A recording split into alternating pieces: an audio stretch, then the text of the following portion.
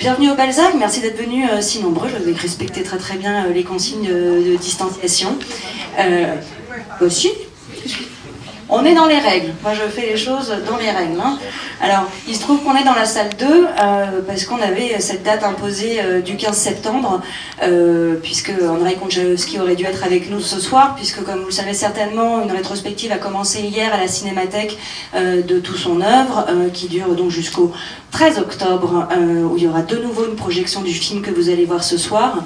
Et donc, c'était le seul jour où il était disponible, puisque c'est le jour de fermeture aujourd'hui de la Cinémathèque. Je vais en profiter tout de suite du coup pour passer le micro à Joël Chaperon, que vous connaissez certainement, qui est spécialiste de cinéma russe. Et justement, je pense qu'on peut commencer tout de suite par parler d'Andrei.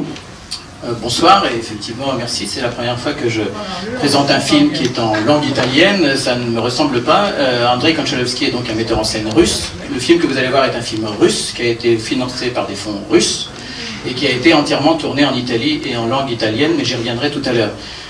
Pour revenir un petit peu sur Andrei Konchalovsky, on va dire que Andrei Konchalovsky, qui aujourd'hui a 83 ans, a eu 3 vies. Il a eu 3 vies cinématographiques.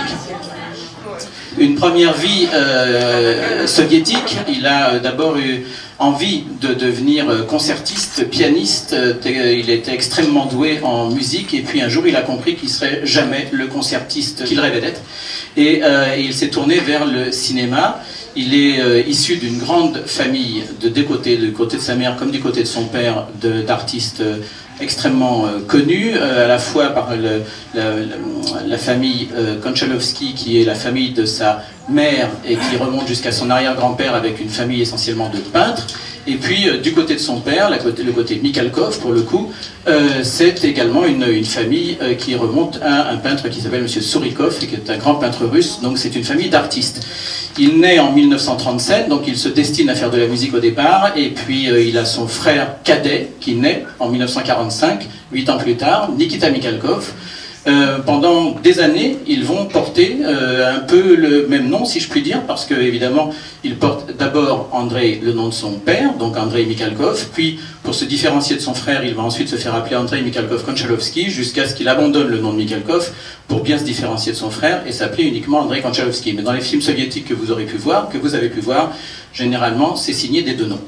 Donc il se destine ensuite au cinéma, il entre au VGIT, qui est la grande école de cinéma de Moscou. Il en sort diplômé avec un travail de diplôme absolument formidable qui est déjà récompensé à Venise en 1961. Il a fait ses études aussi avec un ami à lui très proche, Andrei Tarkovsky. Et ensemble, ils vont écrire des scénarios. Ils vont écrire le scénario de L'Enfance d'Ivan, ils vont écrire le scénario d'Andrei Roublev. J'y reviendrai sur Andrei Roublev quand je parlerai de Michel-Ange. Et ils vont cheminer ensemble dans cette période très particulière du cinéma soviétique, qui est la période du dégel. Vous savez que Staline est mort en 1953, le 20e congrès dénonce le culte de la personnalité en 1956, et lorsque Andrei Tarkovsky arrive à Venise avec donc un scénario coécrit avec Andrei Konchalovsky qui s'appelle L'Enfance d'Ivan, on est en plein dégel, on est en 1962, Khrouchtchev est au pouvoir. Et c'est véritablement le moment où le cinéma soviétique prend son essor. C'est le moment effectivement du dégel, c'est le moment de Quand passent les cigognes, c'est le moment de la balade du soldat, c'est le moment du 41e. On est en plein essor du cinéma soviétique.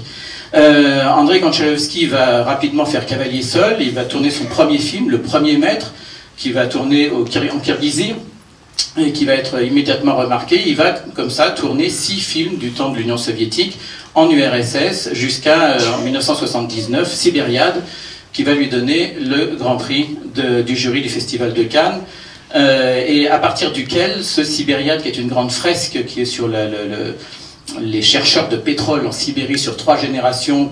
Pour Konchalovsky, c'est une espèce de réponse au 1900 de Bertolucci. Vous savez que 1900 de Bertolucci traverse aussi tout le XXe siècle, et Konchalovsky fait la même chose, mais en Union soviétique. Et le film va taper dans l'œil des Américains qui vont lui proposer de venir à Hollywood, ce qu'il va faire.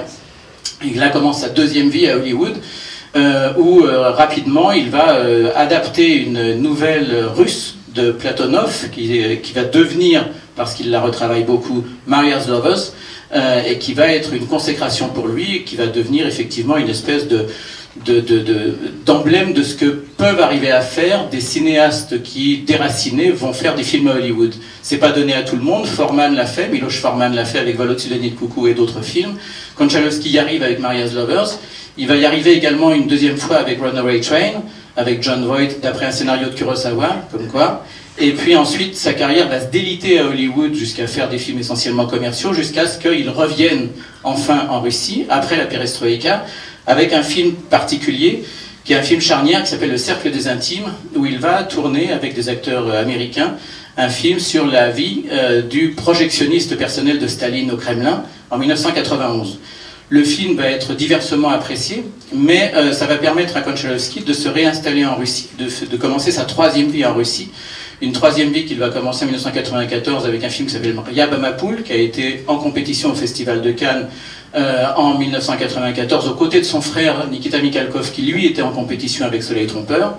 Ils se retrouvent tous les deux en compétition. Tous les deux vont faire remporter le prix d'interprétation parallèlement. En 1987, pardon, il était en compétition, Konchalovsky, avec un film américain qui s'appelait Le Bayou, pendant que son frère était en compétition avec Les Yeux Noirs. J'ai sauté une étape. Et en 1994, ils se retrouvent tous les deux de toute façon, effectivement, l'un avec Soleil Trompeur en compétition, l'autre avec Ria Bamapoul en compétition. Soleil Trompeur va sortir avec le Grand Prix du jury, Ria Bamapoul n'aura rien. Mais Konchalovsky décide que désormais, globalement, c'est en Russie qu'il va continuer sa carrière. Il fera une exception ou deux en allant tourner des films documentaires ailleurs. Il va faire une exception en revenant vers une grande série télévisée qui s'appelle L'Odyssée, où il va aussi réinviter un certain nombre d'acteurs américains. Et puis, après avoir fait quelques films, il décide de changer véritablement son équipe et il fait la connaissance de Elena Kisseliova, qui est une jeune femme qui n'a jamais écrit de scénario, et ils se mettent à écrire à 4 mains les scénarios des 4 derniers films de Andrei Konchalovsky. Ça commence avec les Nuits blanches du facteur, puis ensuite il fait Paradis, ensuite il fait Michel-Ange, et puis jusqu'à son dernier film, pour lequel il a eu le prix spécial du jury à Venise samedi soir, Mes chers camarades plutôt, pas Mes chers camarades, ces 4 scénarios sont écrits avec cette scénariste qui n'est pas scénariste à la base, et avec une toute nouvelle équipe, avec un jeune chef opérateur dont vous allez voir le travail absolument formidable qu'il a fait sur Michel-Ange. Et aujourd'hui, bien qu'il soit déjà relativement âgé, 83 ans pour un metteur en scène, quand on fait ce qu'il a fait sur Michel-Ange, vous allez voir, c'est un tour de force. Il a encore plein de projets.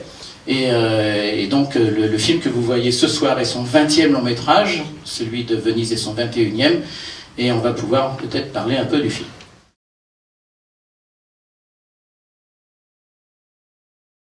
Alors déjà, au moment où il s'attaque à Michel-Ange, il lève les fonds en Russie. Le producteur général de Michel-Ange, comme le producteur général de Chers camarades, est un oligarque russe qui s'appelle Alisher Ousmanov. C'est pas un secret du tout, il est évidemment crédité comme tel dans le générique. Et le film a coûté 14 millions d'euros. C'est une grande fresque à laquelle s'est attelé Konchalovsky, et avant même de s'atteler au casting, il a beaucoup réfléchi. Ça fait 10 ans qu'il travaillait sur ce projet de Michel-Ange. Il s'est d'abord attelé à l'histoire de Michel-Ange, à la vie de Michel-Ange. Tout à l'heure, je parlais d'Andrei Roublev, dont il avait coécrit le scénario. C'est la 2e fois qu'il s'attaque à une personnalité aussi importante du monde artistique mondial. Comme il le dit, c'était plus facile d'écrire sur Roublev que sur Michel-Ange, parce que Michel-Ange, on est à cheval sur le 15e siècle, 16e siècle. Roublev, on est 100 ans plus tôt. Et il n'y a quasiment pas d'écrits sur Roublev. Il y a beaucoup d'écrits sur Michel-Ange, y compris par ses contemporains. Et donc ça a été compliqué pour Konchalovsky de savoir déjà quelle période il allait traiter. Et il s'est attelé à une période très particulière de la vie de Michel-Ange, qui est celle où il vient d'achever la chapelle Sixtine. Et avant de recommencer véritablement un grand œuvre, le pape Jules II lui demande de fabriquer son tombeau. Et il va se retrouver face, et je vais en parler après, à un dilemme qui est le cœur de ce film-là. Et donc c'est un film sur lequel il a d'abord travaillé sur essayer de retrouver des paysages et notamment des carrières de marbre, puisque, un secret pour vous, le marbre de Carrare était effectivement ce que cherchait Michel-Ange essentiellement, et notamment des blocs de marbre uniques dans lesquels il pouvait faire ses sculptures. Et ça a été particulièrement compliqué. Il a fini par trouver des carrières qu'il est allé filmer. Il fallait trouver également des carrières qui puissent donner sur la mer, parce qu'à l'époque, bien évidemment, il fallait aussi faire descendre le marbre, vous le verrez dans le film, jusqu'à la mer, de manière à pouvoir le faire transporter. Tout ça a été très compliqué à trouver. Beaucoup de choses ont été refabriquées, c'est-à-dire qu'en dehors même des paysages que vous allez voir, la chapelle Sixtine a été entièrement refaite en copie pour le tournage. C'est une chapelle Sixtine de studio. Et nombreux sont les lieux, bien évidemment, y compris le village qui a été entièrement reconstruit. Et puis, il a décidé, il le faisait déjà sur le Facteur, de chercher des acteurs non professionnels. Donc il y a eu un casting de 400 personnes qu'il a fait faire avec donc des Italiens totalement inconnus. Le seul Italien inconnu pour nous, et inconnu en Italie, mais un peu connu quand même dans son milieu, c'est l'acteur principal qui interprète le rôle de Michel-Ange. Il est acteur, mais il est d'abord dentiste. C'était sa première profession. Et il est acteur, et en fait, pour Konchalovsky, ce qui était intéressant, c'était de chercher un type de personnage qui ressemble le plus physiquement aux images qu'on a de Michel-Ange. Et il est tombé sur cet acteur-là, qui a interprété le rôle de Pasolini, dans un film sur Pasolini, en Italie. Et la ressemblance, en tout cas telle que l'a trouvé Konchalovsky, la ressemblance était telle qu'il s'est dit que c'était lui. Après, il fallait savoir s'il serait capable de jouer ce personnage que vous allez voir assez halluciné à l'écran, et je pense qu'il l'interprète particulièrement bien. C'est pas juste un film sur Michel-Ange. Pour ceux qui connaissent un peu Andrei Konchalovsky, c'est un film sur lui-même. C'est qu'est-ce qu'un artiste dans une période difficile, dans une période troublée, quel compromis, quelle compromission on peut faire lorsque, que ce soit André Roubliev avec l'Église orthodoxe, que ce soit Michel-Ange avec l'Inquisition, que ce soit Konchalovsky avec le pouvoir soviétique, que fait un artiste, jusqu'où on va quand on est dans un dilemme politico-financier, et c'est le cas de Michel-Ange, qui est dans un dilemme, vous allez voir, entre les Médicis et la famille de la Rovere. Il faudrait que vous voyiez ce film, pas seulement comme un film sur Michel-Ange, mais sur la place de l'artiste d'une manière générale dans le monde, et la place de l'artiste rapportée à ses liens obligatoires avec la politique et avec les finances. Alors je fais juste un tout petit peu d'autopromo, il reviendra en octobre, on va faire des séances de Cannes Classique, des films de l'Est qui étaient à Cannes Classique cette année, 26, 27, 28 octobre je pense, ça, ouais, voilà, on peut rester au courant de ce qui se passe. Oui. Et juste une dernière chose, le film que vous allez voir ce soir est une avant-première, effectivement, le film sort le 21 octobre chez le distributeur UFO, donc à partir du 21 octobre, ils sont cachés, ils sont là, mais c'est grâce à eux qu'on a le film ce soir.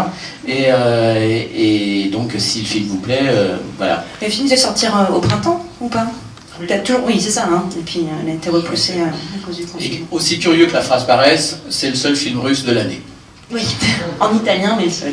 Voilà. Bonne projection, merci. Merci.